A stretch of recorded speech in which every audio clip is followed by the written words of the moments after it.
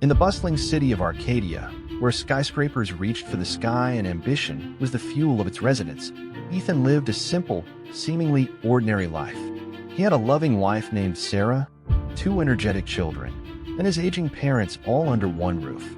His steady job at the local bookstore, surrounded by tales of adventure and success, made him feel content yet unfulfilled. Despite the joys of shared meals, board games, and family walks in the park, a nagging discontent simmered within Ethan. He often found himself staring out the bookstore window, watching the world rush by, feeling like a spectator in his own life. The laughter of his children and the warmth of his wife's embrace brought fleeting comfort. His parents had taught him to be happy with what he had, but sometimes he felt like he wanted more. Ethan envied the confident businessmen and women striding purposefully down the streets, the sleek cars, and the glamorous lives displayed on social media. The bookstore, once his sanctuary, now felt like a prison, its shelves filled with stories that mocked his mundane existence. One evening, after a long day at the store, Ethan returned home to find his family gathered around the dinner table. The familiar scene, usually a source of comfort, intensified his inner turmoil. He wanted to provide more for them, to give his children opportunities he never had, and to make his wife proud. As the sun dipped below the horizon, Ethan locked up the store and began his routine walk home. As he rounded a corner, he noticed a figure leaning against a lamppost, partially shrouded in darkness. The stranger, dressed in an immaculate black suit, exuded an air of enigmatic confidence. His eyes, sharp and penetrating, locked onto Ethan's with an unsettling intensity. "Good evening, Ethan," the stranger said, his voice smooth and unhurried. "Do I know you?" Ethan asked, wary but curious. "We haven't met, but I know you well," the man replied, a cryptic smile playing on his lips. "I've been watching you, Ethan. Observing your life, your choices. Why?" Ethan's curiosity was now tinged with unease. "Because you're different. In a world driven by ambition, you have none. And that's fascinating," the stranger said, stepping closer.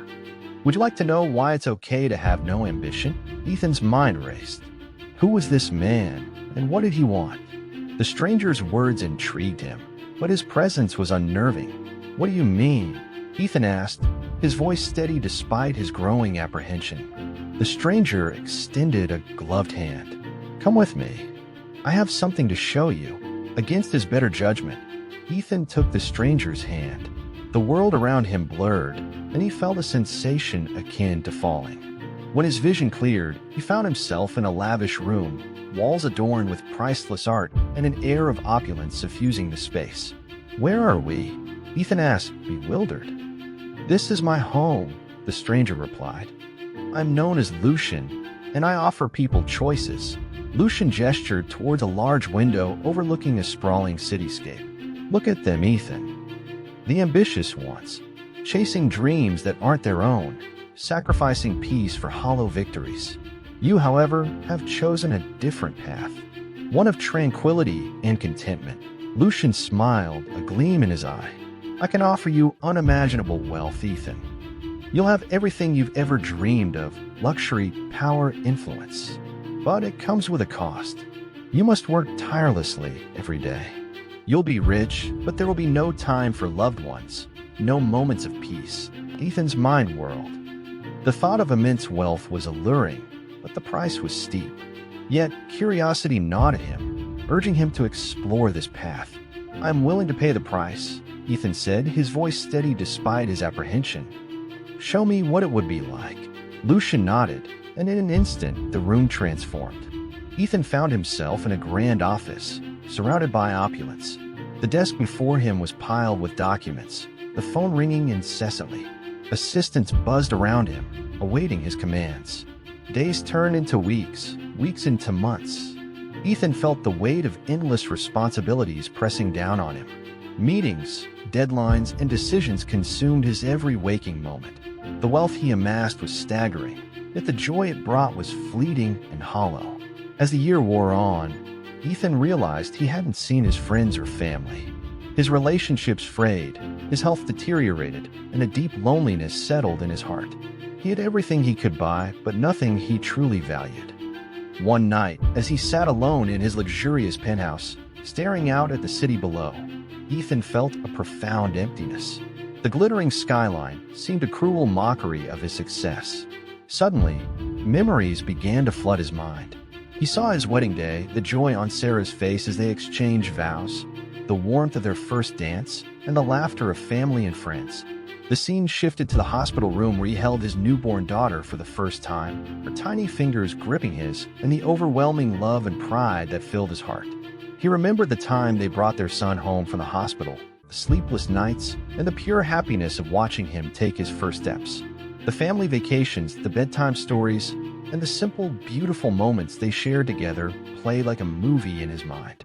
These were the moments that truly mattered, the moments that wealth could never replace. "Is this what you wanted?" Lucian's voice echoed in the silence, bringing Ethan back to the present. Ethan turned to see Lucian standing in the shadows, his expression unreadable. "No," Ethan whispered, his voice thick with regret. "This isn't what I wanted. I have wealth, but I've lost everything that matters." Lucian stepped forward, his gaze piercing. "Now you understand the price of ambition. Wealth can be a gilded cage, trapping you in a life devoid of true happiness." Ethan felt tears welling up, the weight of his choices crashing down on him. "I want to go back. I want my simple life, my contentment, my loved ones." Ethan emerged from the illusion, back in Lucian's home. He felt different, enlightened, but also burdened by the knowledge of what could have been.